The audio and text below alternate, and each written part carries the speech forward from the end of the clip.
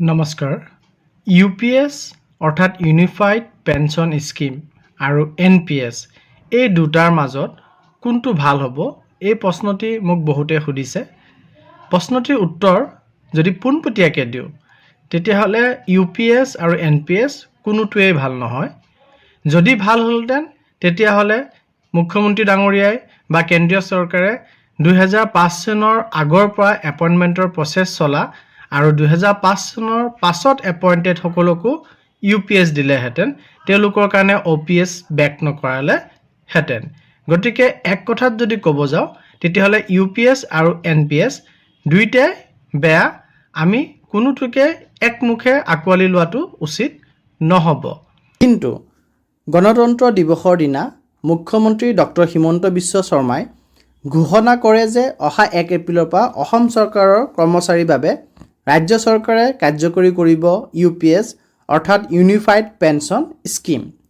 চৰকাৰে দাবী কৰে যে এই unified pension scheme national pension স্কিমতকৈ বহু বেছি লাভজনক আৰু ই কৰ্মচাৰীসকলক বহু বেছি আৰ্থিক সুবিধা প্ৰদান কৰিব। কিন্তু এই দাবী সঁচাকৈ মানি লোৱাৰ যোগ্য নেকি? কিন্তু সমগ্ৰ দেশতে কৰ্মচাৰীসকলে তেনেকৈ ভাবা নাই। এই ক্ষেত্ৰত কি কয় আৰ্থিক বিশেষজ্ঞসকলে?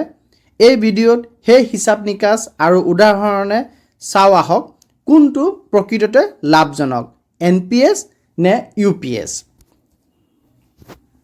চৰকাৰী কৰ্মচাৰী আৰু বিশেষজ্ঞৰ এই দাবী উদাহৰণ আৰু হিচাপ চালে আপুনি সহজে বুজিব পাৰিব।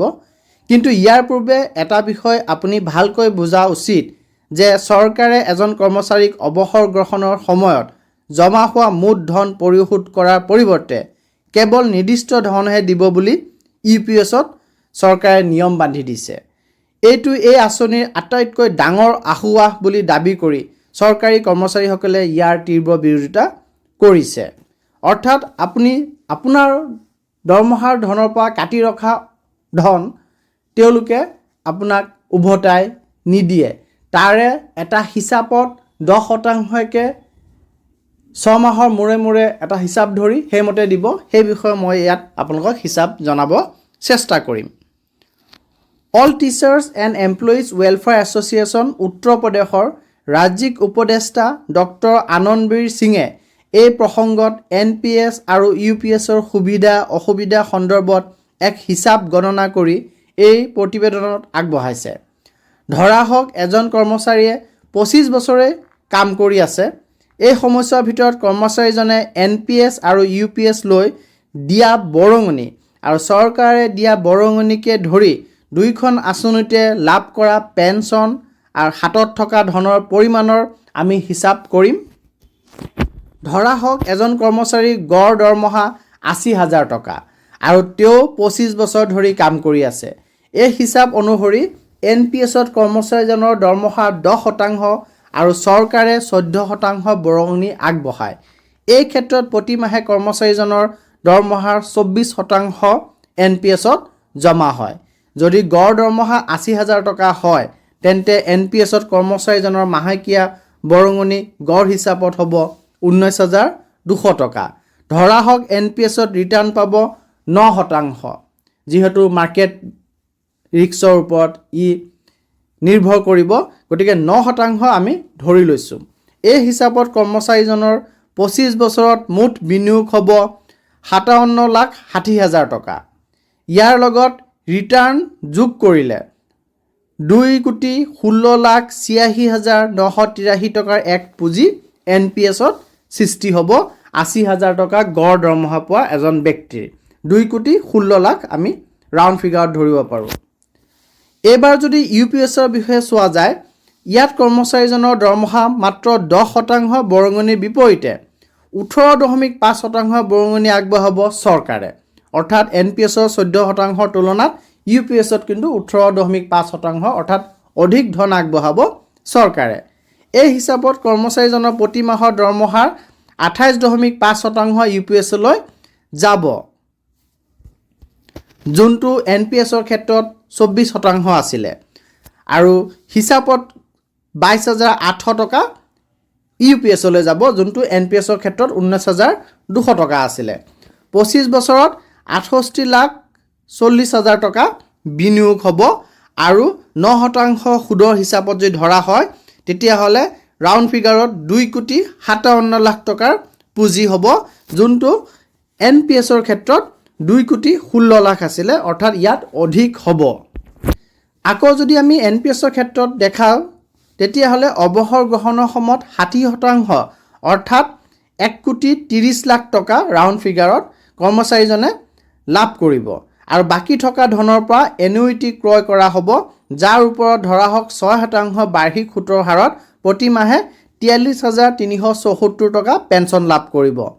40% টকা বাকী থাকিব, 60% পাব আৰু বাকী থকা টকাখিনি পিছত লাভ কৰিব পাৰিব। কিন্তু UPSৰ ক্ষেত্ৰত দেখা যায় যে ইয়াত জমা হোৱা সমগ্ৰ ধনৰাশি চৰকাৰৰ হাততেই থাকিব।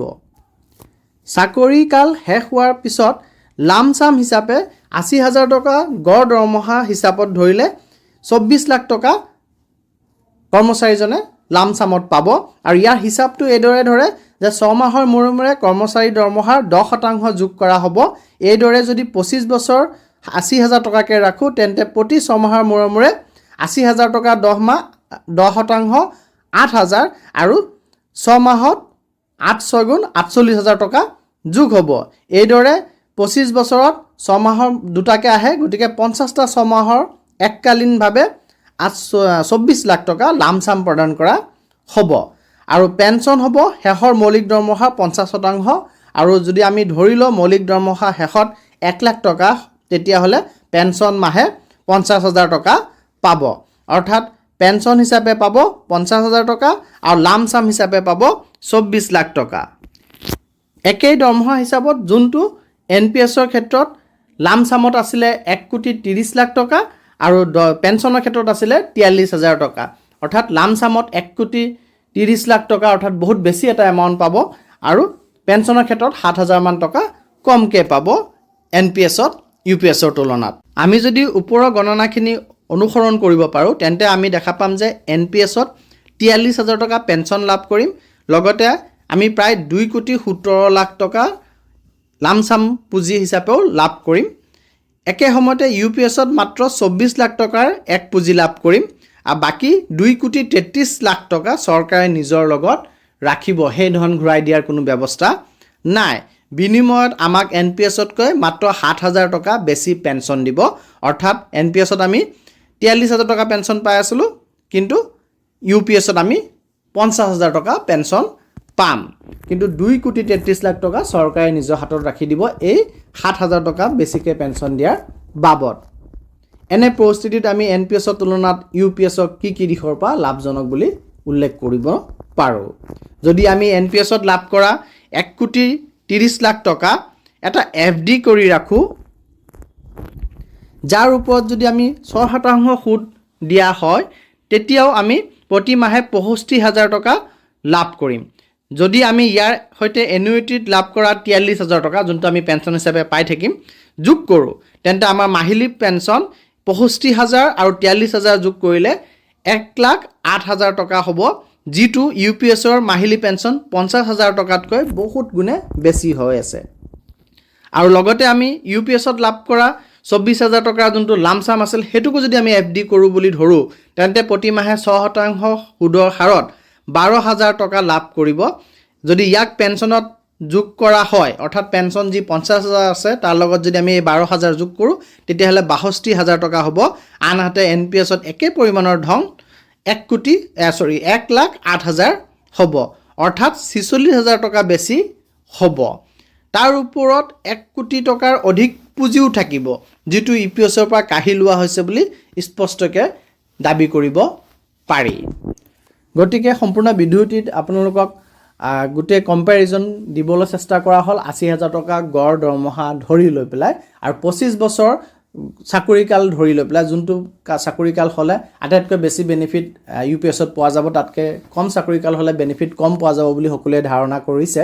25 বছৰ চাকৰিকাল ধৰি পেলাই এই হিচাপটো কৰা হৈছে আৰু হিচাপটোত কিবা ভুলো হ'ব পাৰে, গতিকে আপোনালোকে আপোনালোকৰ নিজৰ বিবেক বুদ্ধি ব্যৱহাৰ কৰি পেলাই UPSলৈ অপ্ট কৰিব নে নাই, কাৰণ UPSলৈ যোৱাটো কৰ্মচাৰীজনে নিজে চিলেক্ট কৰাৰ কথা হয়, বাধ্যতামূলক চৰকাৰে কৰা নাই। গতিকে আপোনালোকে UPSলৈ যাব নে NPSতে থাকিব নে OPSৰ যি আমাৰ দাবী সেই দাবীত আমি অটুট থাকিম আৰু আমি OPS ল'বলৈ বা আমি OPS আমাক দিবলৈ চৰকাৰ যাতে বাধ্য হয় তাৰ কাৰণে আমি কাৰ্যপন্থা ল'ম, এই সিদ্ধান্ত আপোনালোকে নিজৰ বিবেক বুদ্ধি বিবেচনা কৰি লৈ পেলাই এই সিদ্ধান্ত গ্ৰহণ কৰিব। ধন্যবাদ।